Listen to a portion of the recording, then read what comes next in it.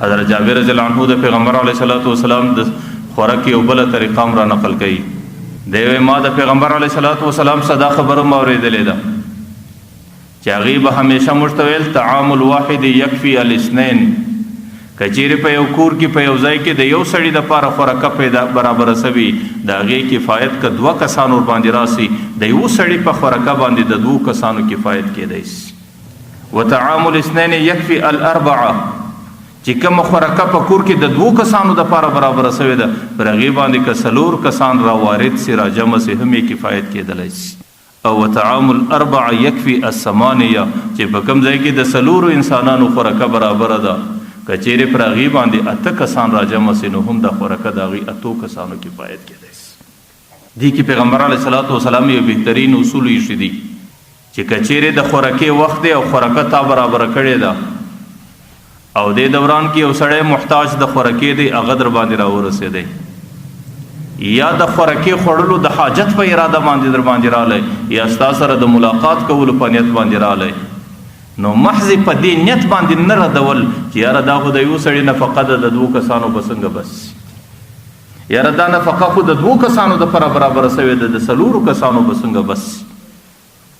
نو د دې ردېدلو څه د دې ځان کتل بلکې د پیغمبر علیه الصلاة والسلام دا اصول مخته شول او په دې اصول باندې عمل کول چې زمانه فقه قسم یو د یو سړي د پاره برابر ده لیکن د پیغمبر علیه الصلاة والسلام قول دا دی چې دا د دوه کفایت کولی شي زمانه فقه د دوه د پاره برابر ده د پیغمبر علیه الصلاة والسلام تعلیم دا دی چې دا د څلورو کفایت کولی شي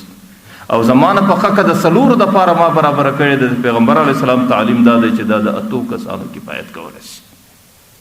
نبی پیغمبر علیه الصلاة والسلام بهترین اصول دا دی چې صرف په دې نیت باندې یو څوک نه ردول چې یاره زما سره دا بیره ده چې دا نفقه به ستا بس نسی او د دې نفقې په خاطر به زموږ بندوبست نه وسي او دا نفقه به زموږ کفایت نه وکړي بلکې هغې ته د میلمه په نظر کتل د هغې قدر کول د هغې احترام کول هغې راوستل په ښه شکل باندې د قدر او احترام په شکل د ځانه سره پر دې نفقه باندې کښېنول. نن خو زموږ معاشره کې یو وبا ده زموږ معاشره کې میلمه هغه سړي ته ویل کېږي چې سړی دعوت و بلنه ورکړي که چیرې هغه سړي ته دعوت و بلنه ورنه کول سي نو زموږ معاشره کې هغې ته د میلمه په نظر نه کتل کېږي حالانکه زموږ اسلامي تعلیمات دا دي چې میلمه د انسان هر سړی چې د کور ته رالی میلمه دی. نن زموږ په ذهن کې دا دی چې کوم سړی زما هم پرتلی زما سره په حیثیت و استعداد کې برابر یا زما دوست یا زما تعلقی یا زما قریبی چې کله هغه زما کور ته راسي نو زه د میلمه په نظر ورته ګورم که چیرې یو مسکین راسي یو غریب راسي یو بېوزلي انسان راسي نو بیا هغې ته زه د میلمه په نظر باندې نه ګورم لیکن چې کم سړی ستا کور ته رالی که ستا سره ولد دی که ستا سره ناولده دی که هغې غریب دی که هغې مالداره دی که ستا تعلقي دی که ستا غیر تعلقي دی چې ستا کور ته رالی ستا دکان ته رالی ستا ځای ته رالی دا زموږ په اسلامي تعلیماتو کې ستا میلمه بلل کېږي. بیا چې په اسلامي تعلیماتو کې د میلمه دپاره کوم حق دی د ده په ستا پر ذمه د هغې هغه حق راځي او ته دې ته مجبوره یې چې د هغې هغه حق ور ادا کوې او هغې ته به د میلمه په نظر باندې